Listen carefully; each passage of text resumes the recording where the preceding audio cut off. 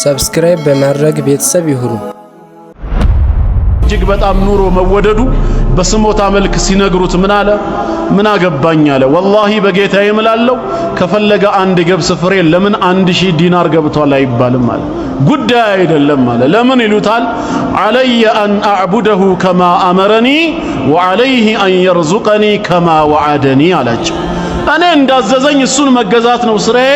ዒባዳዬን ሳላሳንስ ግዳጄን እወጣለሁ። እሱ ደግሞ ቃል እንደገባልኝ ረዝቀሃለሁ እንዳለው ተወደደም ረከሰም እሱ ነው የሚረዝቀኝ አለ።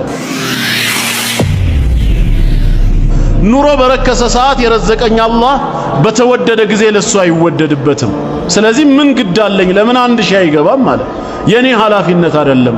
ምናልባትም የኑሮ መወደድ ዒባዳዬ ላይ የከፈትኩት ክፍተት ካልሆነ በስተቀር ምን አገባኝ ነው። ስለዚህ እኛም የተፈጠርንበትን ዓላማ ዱንያ ሊያዘናጋን አይገባም። ነገ ትተነው የምንሄደው አይደለም እንዴ? ብናገኝም ብናጣ፣ ቢከፋንም ቢደላንም፣ ብንደህይም ብንበለጽግም፣ ጤነኛም ብንሆን በሽተኛ፣ አንድ ቀን ግን ኩሉ ነፍሲን ዛኢቀቱል መውት በሚለው ሕግ መሰረት ሁሉንም ጥለን ሄደናል። አላህ በባሮቹ ላይ ያለው መብት ምን እንደሆነ፣ ባሮች በአላህ ላይ ደግሞ የሚኖራቸው መብት ምን እንደሆነ ታውቃለህን ሲሉኝ ቁልቱ አላሁ ወረሱሉሁ አዕለም፣ አላህና መልእክተኛው የበለጠ ያውቃሉ እኔ አላውቅም ስላቸው ቃለ ሐቁላሂ ዐላ ዒባዲሂ፣ አላህ በባሪያዎቹ ላይ ያለው መብት አን ያዕቡዱህ፣ እሱም በብቸኝነት እንዲገዙት ነው። ወላ ዩሽሪኩ ቢሂ ሸይአ፣ በሱ አምልኮ ላይ አንዳችም ነገር እንዳያጋሩበት ነው። ወሐቁል ዒባድ ዐላ አላህ ዐዘ ወጀል፣ አላህ በባሮቹ ላይ ያለው መብት፣ ባሮች ደግሞ በአላህ ላይ የሚኖራቸው መብት አላ ዩዐዚበ መን ላ ዩሽሪኩ ቢሂ ሸይአ፣ በሱ አምልኮ ላይ አንዳችም ነገር ሳያጋሩ ተውሂዳቸውን እንደጠበቁ በላኢላሃ ኢላላህ ጸንተው የሞቱ ባሮቹን በእሳት ላይ ቀጣ ነው። ለዚህ ነው አንድ ሷህ እጅግ በጣም ኑሮ መወደዱ በስሞታ መልክ ሲነግሩት ምን አለ? ምን አገባኝ አለ። ወላሂ በጌታዬ እምላለሁ ከፈለገ አንድ ገብስ ፍሬ ለምን 1000 ዲናር ገብቷል አይባልም አለ። ጉዳይ አይደለም አለ። ለምን ይሉታል? አለየ አን አዕቡደሁ ከማ አመረኒ ወአለይሂ አን የርዙቀኒ ከማ ወዓደኒ አላቸው። እኔ እንዳዘዘኝ እሱን መገዛት ነው ስራዬ። ዒባዳዬን ሳላሳንስ ግዳጄን እወጣለሁ። እሱ ደግሞ ቃል እንደገባልኝ ረዝቀሃለሁ እንዳለው ተወደደም ረከሰም እሱ ነው የሚረዝቀኝ አለ። ኑሮ በረከሰ ሰዓት የረዘቀኝ አላህ በተወደደ ጊዜ ለሱ አይወደድበትም። ስለዚህ ምን ግዳለኝ? ለምን 1000 አይገባም አለ። የኔ ኃላፊነት አይደለም። ምናልባትም የኑሮ መወደድ ዒባዳዬ ላይ የከፈትኩት ክፍተት ካልሆነ በስተቀር ምን አገባኝ ነው። ስለዚህ እኛም የተፈጠርንበትን ዓላማ ዱንያ ሊያዘናጋን አይገባም። ነገ ትተነው የምንሄደው አይደለም እንዴ? ብናገኝም ብናጣ፣ ቢከፋንም ቢደላንም፣ ብንደህይም ብንበለጽግም፣ ጤነኛም ብንሆን በሽተኛ፣ አንድ ቀን ግን ኩሉ ነፍሲን ዛኢቀቱል መውት በሚለው ሕግ መሰረት ሁሉንም ጥለን ሄደናል። የዓለማችን ብርቅዬ ሳይንቲስት ስቴቨን ሃውኪንግ ዱንያን ለቆ ሄዷል። የዓለማችን ሀብታም ቢል ጌት በቅርቡ ይሞታል፣ አይቀርለትም። ባለስልጣኖችም ይሞታሉ። ትራምፕም ጆይ ባይደንም ይሁን ወይ የአረብ ነገስታት አይቀርም። ግን ለአላህ ተብሎ የተሰራ በአኺራ ፍሬያማ ነው የሚሆነው። ስለዚህ የተፈጠርነው ለዒባዳ ነው። አላህ ባለ መብት ነው፣ እኛ ባለ ዕዳ ነን። ሙዓዝ ብኑ ጀበል ረዲየላሁ ዐንሁ ሲናገር ኩንቱ ሪድፈ ረሱሊላሂ ሰለላሁ ዐለይሂ ወሰለም ዐላ ሒማሪን ይላል። አንድ ቀን ከአንድ አህያ በኋላ በኩል ተፈናጥጬ ከአላህ መልእክተኛ ጋር ሳለሁ ፈቃለ ሊ ያ ሙዓዝ፣ አንተ ሙዓዝ ሆይ አሉኝ። ቁልቱ ለበይከ ያ ረሱለላህ ሰለላሁ ዐለይሂ ወሰለም፣ አቤት አንቱ የአላህ መልእክተኛ ሆይ ስላቸው ቃለ አተድሪ ማ ሐቁላሂ ዐለል ዒባድ ወማ ሐቁል ዒባዲ ዐለላሂ ዐዘ ወጀል፣ አላህ በባሮቹ ላይ ያለው መብት ምን እንደሆነ፣ ባሮች በአላህ ላይ ደግሞ የሚኖራቸው መብት ምን እንደሆነ ታውቃለህን ሲሉኝ ቁልቱ አላሁ ወረሱሉሁ አዕለም፣ አላህና መልእክተኛው የበለጠ ያውቃሉ እኔ አላውቅም ስላቸው ቃለ ሐቁላሂ ዐላ ዒባዲሂ፣ አላህ በባሪያዎቹ ላይ ያለው መብት አን ያዕቡዱህ፣ እሱም በብቸኝነት እንዲገዙት ነው። ወላ ዩሽሪኩ ቢሂ ሸይአ፣ በሱ አምልኮ ላይ አንዳችም ነገር እንዳያጋሩበት ነው።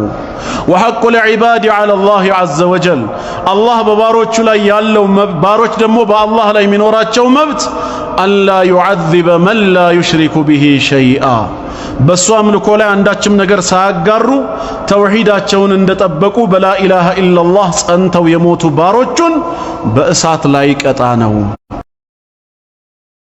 ናስ እየዞርኩኝ ሰዎችን ላበስራቸው እንደ ያ ረሱላላህ ሰለላሁ ዐለይሂ ወሰለም ቃለ ላ ቱበሽሩሁም አሁን አታበስራቸው ፈየተኪሉ እሷ ላይ ብቻ ይደገፉና ሌሎች ህግጋቶችን ረስተው ወንጀል ላይ ተዘፍቀው ራሳቸውን ለቅጣት ሊዳርጉ ስለሚችሉ አሁን አትንገራቸው አሉት። ፈአኽበረ ቢሃ ሙዓዘን ዐንደ መውቲሂ ተአቱማ ሙዓዝ ረዲየላሁ ዐንሁ ሊሞት አካባቢ ይሄንን ሐዲስ ተናግሮ ሞተ። ሌሎች እስላማዊ ትምህርቶች ቅድሚያ የሚሰጠው ለምንድን ነው ከተባለ ሊአነሁ ዳዕወቱል አንቢያ የነቢያቶች ሁሉ የመጀመሪያ ስብከት በመሆኑ ነው። እያንዳንዱ ነብይ እያንዳንዱ ረሱል የነብይነትና የረሱልነትን ማዕረግት ከጌታው ከአላህ ዘንድ ተቀብሎ ወደ ህዝቦቹ ነብይና ረሱል ሆኖ ሲላክ የመጀመሪያ ጥሪው ሰዎች ሆይ ላኢላሃ ኢላላህ በሉ ትድናላችሁ። የላኢላሃ ኢላላህን አስተምህሮ አምኖ ሳይቀበል ራሱም ሳይተገብር ህዝቦቹንም ወደ ላኢላሃ ኢላላህ ሳይጣራ ነብይም ሆነ ረሱል ተደርጎ የተላከ አንድም ግለሰብ የለም።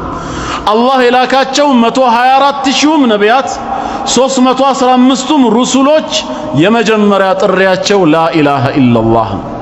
ነቢያቶች ቅድሚያ የሰጡት ስብከት ይሄ ከሆነ እኛም ይሄን ስብከት ቅድሚያ ሰጥተን ልንማረው ልናስተምረው ይገባል ነው። ላኢላሃ ኢላላህ ዳዕወቱል አንቢያ የነቢያቶች ሁሉ ጥሪ የነቢያቶች ሁሉ ስብከት በመሆኑ ነው።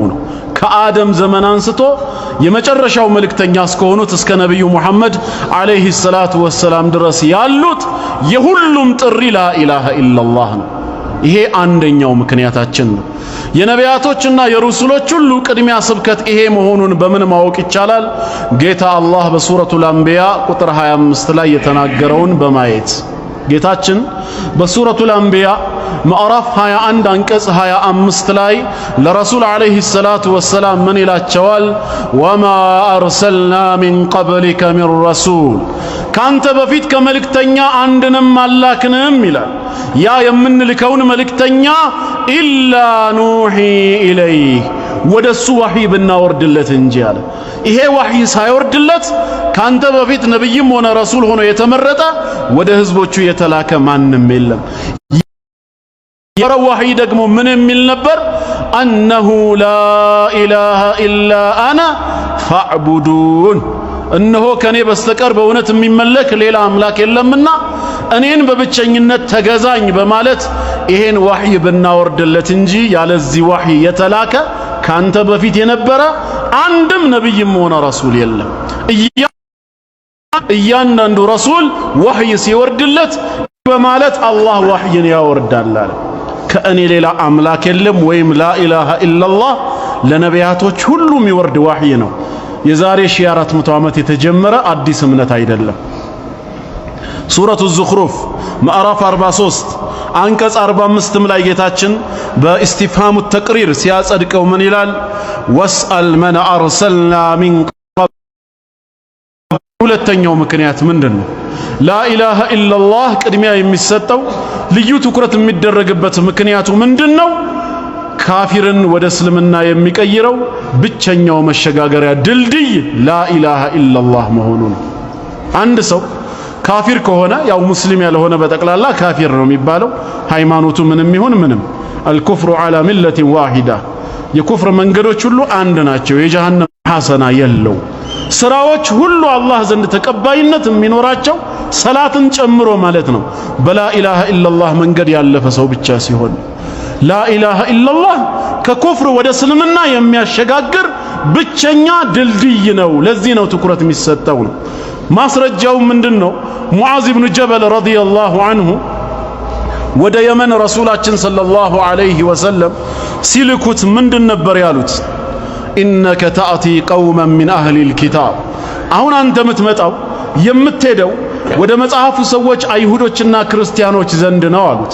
የዛኔ የመን ጠረፍ ላይ ነበረና የሚኖሩት እስቲልናው አሉ አይሁዶች ነሳራ ነጅራኖችም ነጅራን ላይ ይኖሩ የነበሩት አሁን ምትሄደው ወደ እነሱ ነውና ወደ እነሱ ከሄድ ካይቀር አህሉል ኪታብ መሰኘታቸው ከኩፍር ያድናቸውም ካፊሮች ናቸውና فليكن أول ما تدعوهم إليه شهادة أن لا إله إلا الله مجمّريا ጥሪ ምታደርግላቸው ወደ لا إله إلا الله ነው ብለውታል የላ ኢላሃ ኢላላህን ምስክርነት አምነው መቀበል አለባቸው አለበዛ ከኩፍር ህይወታቸው አልተነቃነቁም ሙስሊም ቢሆኑ ኖሮ ላ ኢላሃ ኢላላህን አስይዛቸው አይባልም فإنهم أجابوك لذلك እሺ ብለው ከተቀበሉ የላ ኢላሃ ኢላላህን ጥሪ አምነው ከተቀበሉና ባንደበታቸው ከመሰከሩ فأعلمهم أن الله افترض عليهم 5 صلواتهم في يومهم وليلتهم በቀንና በሌሊታቸው የሚሰገዱ 5 ወቅት ሰላቶችን አላህ ግዴታ እንዳደረገባቸው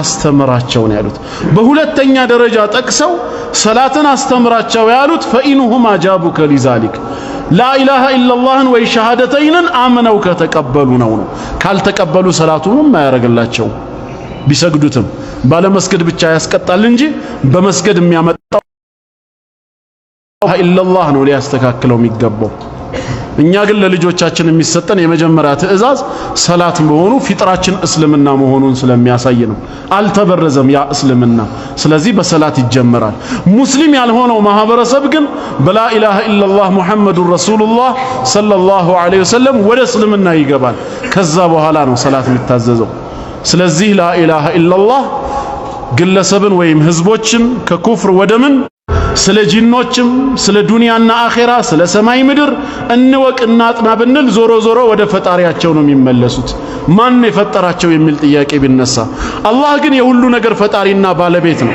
ፍጥረትና ግኝት ጌታ አይደለም ስለዚህ እሱን ማወቅ ከውቀት ሁሉ በላጭ ነው ላ ኢላሃ ኢላላህ ስለ አላህ ስለሆነ የሚያሳውቀን ላ ኢላሃ ኢላላህ አፍደሉል ዒልም ከውቀት ሁሉ በላጭ ዕውቀት ስለሆነ ቅድሚያ ሊሰጠው ይገባል አላህ በሱረቱ ሙሐመድ ቁጥር 19 ላይ እንዲህ ይላል በሳቸው ስም በሰየመው ሱራ ማዕራፍ 47 ቁጥር 19 ላይ ፈዕለም ይላል እወቅ ይላል ምን አይነት ዕውቀት አነሁ ላ ኢላሃ ኢላሁ እነሆ ከአላህ በስተቀር በእውነት የሚመለክ አምላክ ላ ኢላሃ ኢላላህ ከአላህ በስተቀር በእውነት የሚመለክ አምላክ አለመኖሩን እወቅ ነው ያለው ከውቀት ሁሉ ቀዳሚ ውቀት ይሄ ነው ሰውነህና ከዛ በኋላ በተሳሳትም ወስተግፊር ሊዘንቢክ ስለ ስህተትህ ስለ ጥፋትህ ምህረትን ጠይቅ ላ ኢላሃ ኢላላህን ማወቅ ቀዳሚ ውቀት ዑስማን ኢብኑ አፋን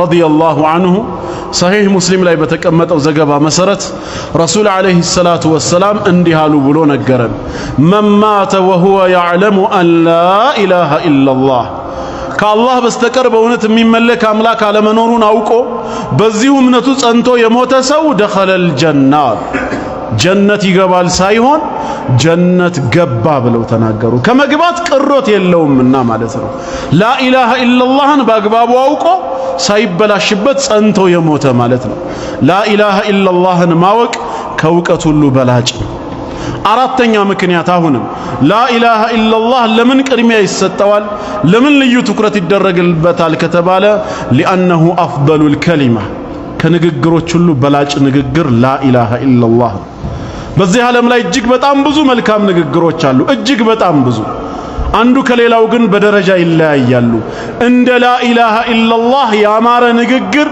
እንደ ላ ኢላሃ ኢላላህ መልካም ንግግር ዓለም ላይ በፍጹም የለም ይህንን አላህ ራሱ በቁርአን ተናግሯል ሐዲስም ላይ መጥቷል ከጌታችን ቃል ስንነሳ ጌታችን በሱረቱ ኢብራሂም ማዕራፍ 14 ካንቀጽ 24 ጀምሮ ይነግረናል አለም ተራ ይላል አትመለከትም እንዴ አታስተውልም ከይፈ ضرب الله مثلا አላህ እንዴት አድርጎ ምሳሌን እንደተጠቀመ ይላል በምን ዙሪያ ከሊመተን ጠይባ እችን መልካም ንግግር በምን እንደመሰላት ይላል ማነች መልካም ንግግሯ ኋላ ላይ እንመጣለን ጌታችን እችን መልካም ንግግር በምን መሰላት ከሸጀረቲን ጠይባ ልክ እንደ መልካም ዛፍ ነው ምሳሌዋ አለ መልካም ዛፍ ማለት አስሉሃ ሳቢቱን መሰረቱ ካፈር በታች የጸና የማይወዛወዝ ወፈርዑሃ ፊሰማ ፍሬዎቿ ደግሞ ላይ ሰማይ የደረሱ ለተመጋቢዎች ሁሉ ለመስጠት የተዘጋጀ እንደሆነ መልካም ዛፍ ነው። እቺ መልካም ንግግር ማለት ቱእቲ ኡኩለሃ ኩለ ሒን ቢኢዝኒ ረቢሃ በጌታዋ ፍቃድ እቺ መልካም ዛፍ ከፍሬዎቿ ለተመጋቢዎቿ በየጊዜው ታፈራለች፣ ትሰጣለች። መልካም ንግግርም እንደዚህ ነው ምሳሌው አለ። አሁን ምንድነው ሲባል መልካም ንግግሩ በዛፉ ነው የተመሰለው። አስሉሃ ሳቢት መሰረቱ የጸና ነው ካፈር በታች። መልካም ንግግርም በሙእሚን ልብ ውስጥ የጸና የተረጋገጠ የተደላደለ ነው። ወፈርዑሃ ፊሰማ ፍሬዎቿ ሰማይ እንደደረሱ የዚህ ሙእሚን የመልካም ንግግሩ ውጤት ፍሬው ወደ ሰማይ ከፍ ይልለታል።